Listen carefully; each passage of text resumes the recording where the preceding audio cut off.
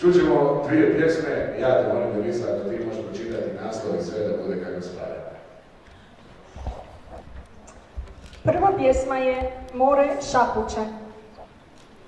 More, ti i ja, godine među nama, ležimo na toplom kamenu, na uho nam pjevuši more. Nebo je rasuto zvijezdama, veliko, preveliko za nas. Ni ne znamo da nas je spojilo, baš to nebo noćas spojilo. Šutiš, ne gledaš me, ali tvoja ruka dodiruje me. Ne sluteći naše srodne linije, našle su se. Šutim, more, ti i ja, stranci ili tek izgubljene duše. Ne pitam, umorna? Uzimam te za ruku, slušajući šapat mora.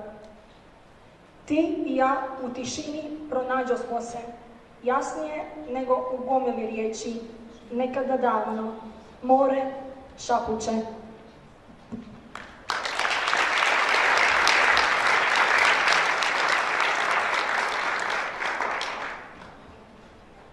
Neobični koraci. Hodam svojim nadasve neobičnim koracima. Moji kotači vrte se i ostavljaju svoje otiske. Oni se ne umaraju.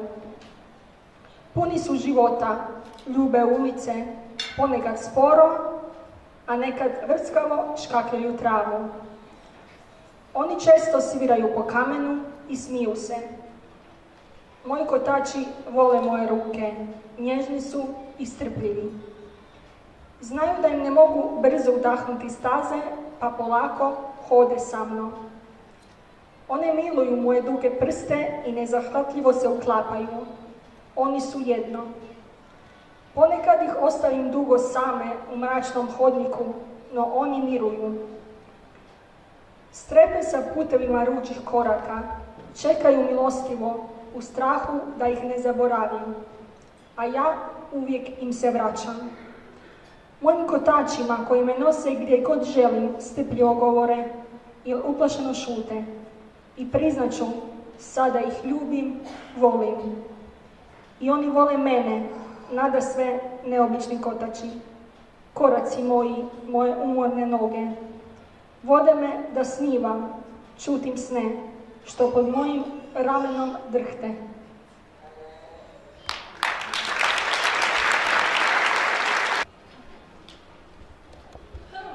Da, bio je jedan momak, Mario, i bio je zgodan. Barem sam ja to tako mislila. I pozvao me da stojim u njegov auto. Mario, jako je dobro izgledao. On ti je bio prilika. Tako smo to zvali u moje vrijeme. I bili smo kod njega u autu. Novi bijeli Golf. Sjećam se da sam se nešto zamislila, a on me samo poljubio, nekako onako iznenada. Zaskočio me kao u filmovima. Joj, to me je tako uzbudilo, strašno sam se uzbudila i čuj, dolje ti nastade prava poplava. Uopće time nisam mogla vladati. To ti je nešto kao sila strasti, ta rijeka života. To ti se samo izgubo iz mene, kroz kačice, kad sve posjedalo u autu, novom Golfu. Prava poplava. Ali Mario, on je rekao da mu je sad ispljuljano sjedalo od auta i nije bio zadovoljan. Bio je čak pomalo i ljut, a oboje smo gubili koncentraciju. Ja sam mu htjela objasniti da me je njegov poljubac uhvatio potpuno nespremno i da mi se to obično ne događa. Pokušala sam to obrisati halinom. Bila je to nova halina, boja jaglaca, izgledala je strašno ružno nakon poplave. Mario me je odvezao kući i ni riječi. Ali ni riječi nije rekao. Baš ništa kada sam izlazila van. Kako sam zatvorila vrata od auta, tako sam zatvorila i cijelu priču. Zaključala. Nikada je više nisam otvorila za promet. Nikada više. Ali unatoč tome, spremne smo za novu poplavu u novoj haljini.